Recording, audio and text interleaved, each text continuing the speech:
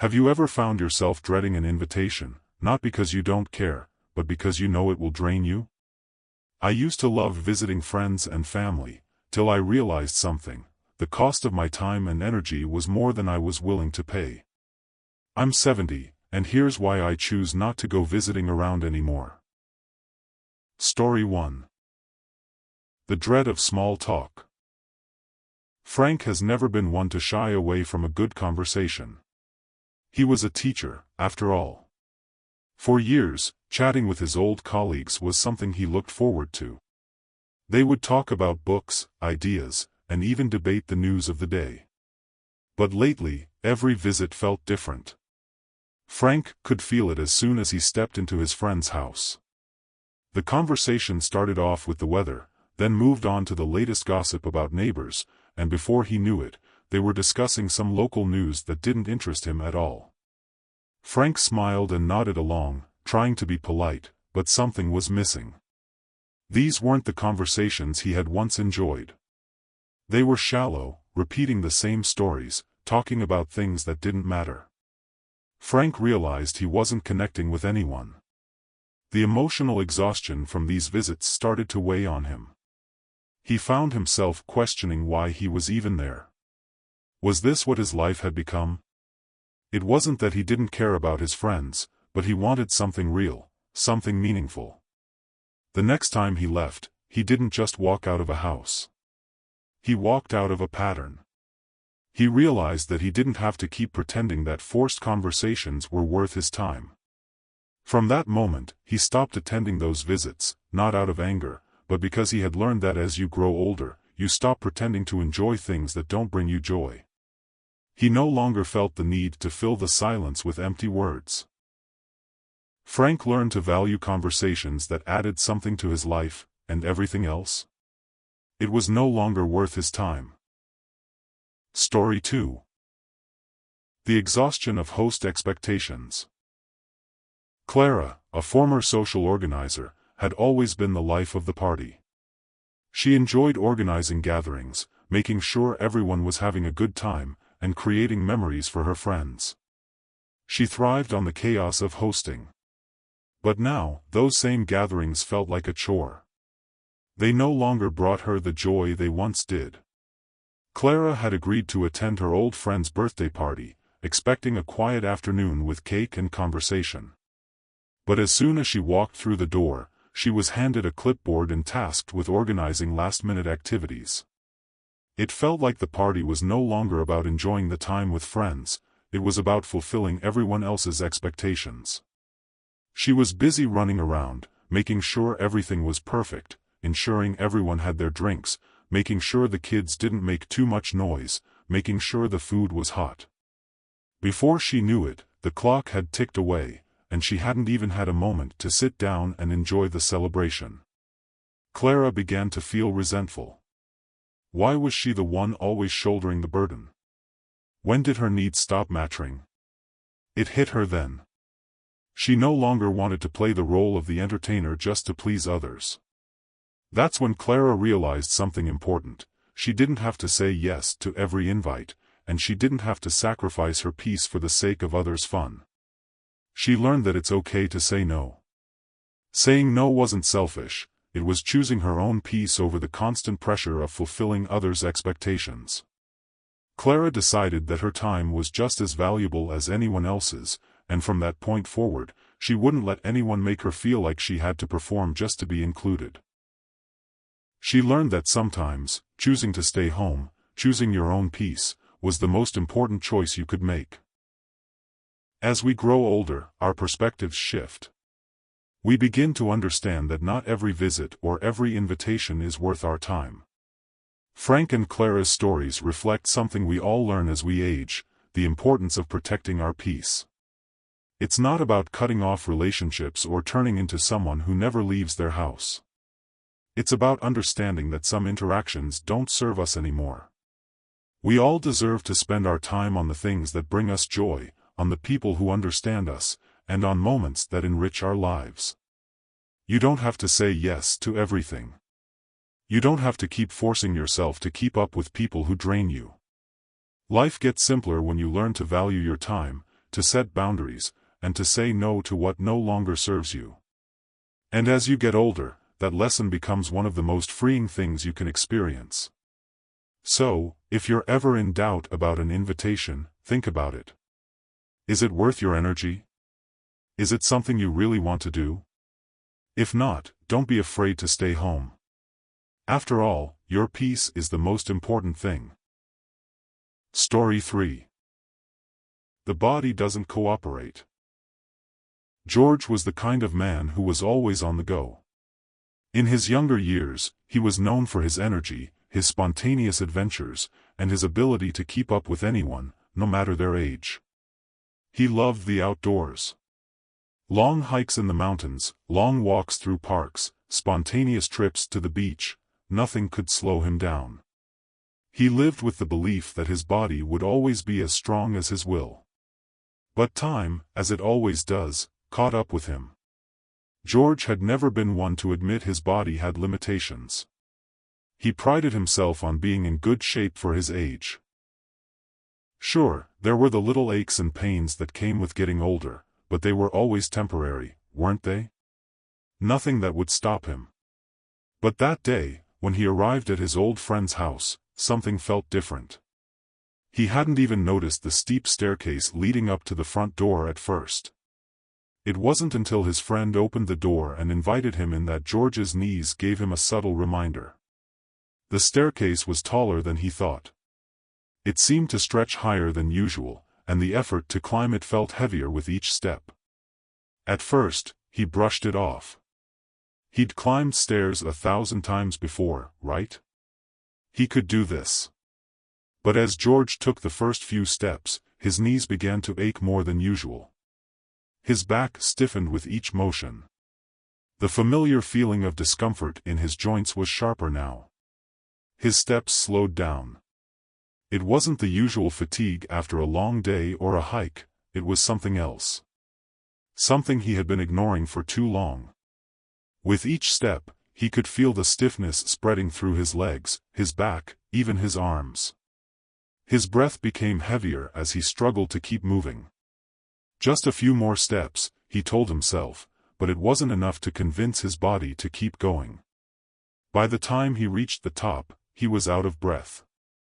He stood there for a moment, pretending to admire the view his friend was showing him, but in truth, he was more focused on catching his breath. His legs felt as though they had been put through a marathon, even though all he had done was climb a few flights of stairs. George couldn't ignore it anymore. His body wasn't what it used to be. Later that day, as he sat on the couch at his friend's house, his legs still aching and his back stiff, George couldn't shake the thought. His body had changed. It wasn't as strong as it once was, and that was okay. It wasn't weakness, it was reality. The trip had been exhausting, and the stairs had shown him something he'd been avoiding for years. It wasn't that he didn't want to visit his friends anymore. It was that he had to adjust. He needed to listen to his body and respect its limits. After that day, George made a decision. From then on, he would only visit places where he knew he wouldn't be physically challenged. He wasn't going to push himself to climb every steep staircase or walk for miles to see someone. He realized that it wasn't about being lazy, it was about being wise enough to know when something was too hard. His body was telling him that it needed more rest, more care. And so, he respected it. The next time someone invited him to their home, George asked, "Do you have stairs?" If the answer was yes, he politely declined. He didn't feel bad about it. It wasn't about avoiding social visits, it was about taking care of himself. He realized that it was okay to say no when his body couldn't keep up. George understood now that aging changes your body, and that was okay. What mattered was how you responded to it. If something felt too hard, it wasn't about weakness. It was about wisdom. And George was learning that wisdom came with age. Story 4. The struggle with the noise. Dorothy had always been someone who cherished quiet. She had spent most of her life in libraries, surrounded by the peace that came with the written word. She enjoyed the gentle rustling of pages, the stillness of a good book, and the calm of an evening spent in her favorite chair by the window. But lately, things had changed. She found that visits to her son's house were becoming increasingly overwhelming. It wasn't that her son didn't care for her, he did. But his home, his family, and the energy that filled it were different from the quiet she had grown so used to. Every time Dorothy went to visit, it felt like the noise grew louder. It started with the music. The blaring sounds of whatever trend was playing that day. Then came the constant flow of conversation, all happening at once. People talking over each other, laughing, arguing, trying to get a word in. The TV was on in the background, adding to the chaotic noise. Dorothy tried to participate. She tried to join in, to engage with the family, to show that she was still part of it. But each word she spoke felt like it was being swallowed by the noise around her. The sound of the television, the music, the overlapping conversations, all of it started to make her feel restless. She tried to focus on the conversations she was having, but it was impossible. It felt like she was being pulled in 100 different directions at once. Dorothy wished for silence. She longed for the peace of her own home, where she could sit by the window, where the only sounds were the birds outside and the turning of pages. But here, in the middle of all the noise, she felt increasingly irritable. It wasn't that she didn't love her son and his family. It wasn't that she didn't enjoy seeing them. It was just that the noise, the constant background of sound, was draining her. It made her feel out of place, like she didn't belong in that world of constant chatter. Dorothy realized she needed something different. She needed a space where she could hear herself think, where the noise didn't drown out her words. From that visit onward, Dorothy began to make different choices. She chose to visit places where the environment was quieter, where she could focus on meaningful conversations without the distraction of too much noise.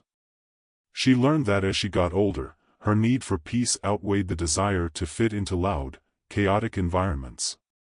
Dorothy found peace in knowing that she didn't have to keep up with the noise around her. When she thought about it, she understood that she wasn't abandoning anyone. She was simply choosing what made her feel comfortable. Dorothy didn't need to be part of the noise. She didn't need to be in the middle of the chaos just to fit in. What she needed was calm. And she was learning to choose that peace. Now, when she visited her son, she made sure to spend time in spaces that gave her the quiet she needed. She would ask for the TV to be turned down, or she would suggest they sit in a quieter room where the sounds of the world outside didn't overwhelm her. She wasn't trying to isolate herself, she was just learning to listen to her own needs. Dorothy's lesson was simple but powerful. When you're older, your need for peace becomes clearer. The desire to be part of the noise, to fit in with the chaos, fades away. And what remains is a deep understanding that you deserve quiet, and it's okay to seek it out. Sometimes, you have to choose calm over chaos. These stories, George's and Dorothy's, are just two examples of how our priorities shift as we age. It's not about avoiding people or hiding away, it's about understanding what we need to feel truly comfortable. George learned that his body had limits, and he respected those limits, while Dorothy discovered that peace mattered more than fitting in with the noise. Life doesn't have to be filled with visits that drain you or environments that make you feel restless. As we grow older, we get better at recognizing what brings us peace, what energizes us, and what no longer serves us. And that's okay. The power to choose how we spend our time, where we go, and who we spend it with is ours. And that's a lesson we can all embrace, no matter our age. Story 5. The ever-declining time and energy. James was always the go-to person. The one you called when you needed help. He had spent his life rushing to the aid of others, whether it was as a firefighter or as a friend, always ready to lend a hand. But now, things had changed. At 71, James found himself growing more and more drained after every social interaction. He didn't know when exactly it had happened, but over the last few years, he began to feel a shift in himself. One particular day, James visited his childhood friend. It wasn't unusual for them to catch up. They'd known each other for decades, shared stories of their past, and helped each other through difficult times. But that visit? It was different. His friend began talking about his latest problems, small issues that seemed insignificant in the grand scheme of things. First, it was about the leaking faucet that hadn't been fixed, then about the neighbor's dog that wouldn't stop barking, followed by his frustrations with the local supermarket's prices. James nodded politely, but it all felt so trivial. There was nothing meaningful in his friend's complaints. It wasn't the kind of conversation that James was used to. As the day went on, James could feel his energy draining. It wasn't the physical exhaustion that had come from years of hard work, it was something deeper. His friend's words, his constant complaining, didn't seem to offer anything but more negativity. James tried to engage, to offer some advice or a different perspective, but every time he spoke, his friend would just move on to the next issue without so much as a pause. It was clear that his friend wasn't interested in a solution. He was only interested in venting. By the end of the visit, James felt completely drained. He hadn't felt this emotionally exhausted in a long time. All he could think about was how much time had passed, how much of his energy he had given without getting anything in return. James realized that his time had become more valuable than it had ever been. He couldn't keep spending it on people who took more than they gave. When James left, he felt a mix of relief and frustration. He wasn't angry at his friend, but he was angry at himself. He had spent hours listening to complaints, and in return, he had nothing positive to take with him. It was then that James realized something important: his time and energy were limited. He had given so much of it away over the years, and now he had to be more selective. He couldn't afford to spend time with people who drained him anymore. James made a decision. He would only engage in relationships that were reciprocal. Relationships where the time and energy he gave were returned with positivity and mutual respect. He realized that it wasn't just about saying yes to every invitation or visiting everyone who asked. It was about choosing the people who brought something meaningful into his life. The next time someone invited James to visit, he thought carefully before responding. He started saying no more often, but only when he knew it wasn't worth his time. He learned that it wasn't about being selfish, it was about protecting his energy. As James grew older, he realized that every visit, every conversation, every moment of his time mattered. He couldn't afford to waste it on negativity or people who didn't appreciate him. His time was precious, and he had to protect it. Story 6. The unwelcome pressure to keep up with trends. Helen had always prided herself on staying in touch with the world. As a retired teacher, she had spent her life learning, reading, and keeping up with the latest ideas. She enjoyed staying current, engaging with her students, and participating in conversations about new discoveries, technology, and current events. But as time passed, Helen began to feel like she was falling behind. She was still sharp, still interested in the world around her, but something was changing. She was noticing the conversations she used to have were shifting. People were talking about things that felt completely foreign to her. One afternoon, Helen visited her niece. It had been a while since they'd spent time together, and Helen was looking forward to catching up. But as soon as she sat down, the conversation turned to things Helen didn't understand. Her niece was talking excitedly about TikTok trends, influencers, and viral videos.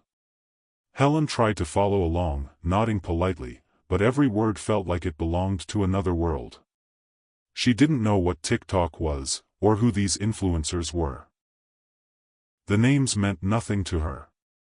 She listened as her niece rambled on, feeling increasingly out of place. The more her niece talked, the more Helen felt invisible. It wasn't that she didn't want to engage, it was that she couldn't.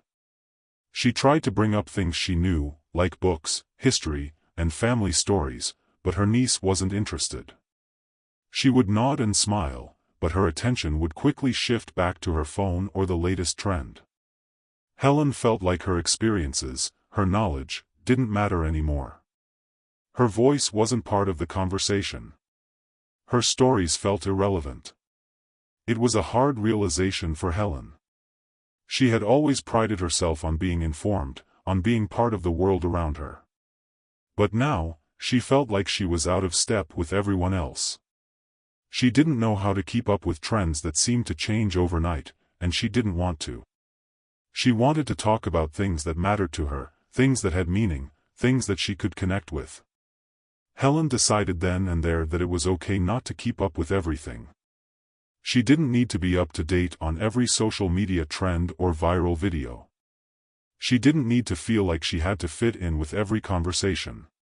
What mattered was that she stayed true to herself.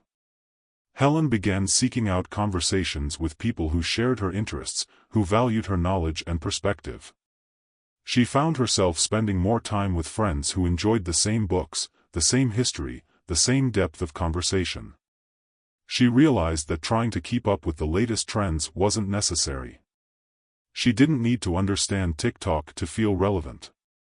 What mattered was finding people who appreciated who she was, who valued her wisdom, and who wanted to have meaningful conversations. Helen learned that embracing who you are, and the experiences you've had, was more important than trying to keep up with what everyone else was doing. Story 7. The need for genuine respect. William had always been a hard worker. A retired mechanic, he spent his days fixing things, building things, and making sure everything worked as it should. He was the kind of person who could always be counted on, and he had built a strong reputation for himself over the years. But now, at 78, something had shifted. William had started to feel like he didn't have the same place in his family's life that he once did. It was a Sunday afternoon when he visited his son's house. He hadn't seen his son in a while, and he was eager to share an old story from his youth. It was one of those stories that he always enjoyed telling, a story about how he'd built his first workshop from scratch. He began his tale, expecting his son and grandchildren to listen, to ask questions, to show some interest in what he had to say. But as he spoke, he noticed something odd. His son was distracted, glancing at his phone every few seconds. The grandchildren weren't even looking at him. They were too busy scrolling through their own screens. It wasn't just the story. It was everything. His son barely acknowledged him. When he finished telling his story, there was no praise, no follow-up question, just a shift in the conversation to something else. William felt invisible. The family that had once looked up to him, the family he had worked so hard to provide for, was no longer interested in his words. It hurt, deeply. As the visit went on, William's frustration grew. He tried to engage them in conversation, but they were too focused on their phones or the latest gadget to care. He felt like he no longer had a place at the table, like his voice didn't matter. He was no longer the person they relied on for advice or stories. He was just another old man sitting at the dinner table, ignored and unnoticed. It was a harsh realization, but it was one that William couldn't ignore. He had spent his life giving to his family, providing for them, making sure they had everything they needed. But now, it felt like he was being pushed aside. He wasn't respected anymore. And the worst part was that he hadn't even noticed it happening. It had been gradual, but it was real. That night, as he drove home, William made a decision. He would stop visiting places where he wasn't valued. He wouldn't keep forcing himself into conversations that didn't respect him. He would stop pretending that his voice didn't matter. William chose to spend more time with people who listened to him, with friends who respected him, and with those who valued the wisdom he had to offer. Respect didn't vanish with age. William wasn't going to let it. He knew he had earned the right to be heard, and from then on, he would only be around people who treated him with the respect he deserved. His stories, his experiences, his voice, all of it mattered. And he would make sure it was heard. As we age, our priorities shift. We stop filling our calendars with visits that drain us and start filling our lives with the moments that bring us peace. It's not about isolating ourselves, it's about choosing the quality of our interactions over the quantity. So, here I am, 70 years old, embracing my peace, and learning to say no when it doesn't serve me. And if you're feeling the same way, you're not alone. We've earned the right to choose ourselves first. Do you feel the same way about social visits as I do? Share your thoughts in the comments section, or just take a moment to reflect. Your time is your own, don't be afraid to protect it.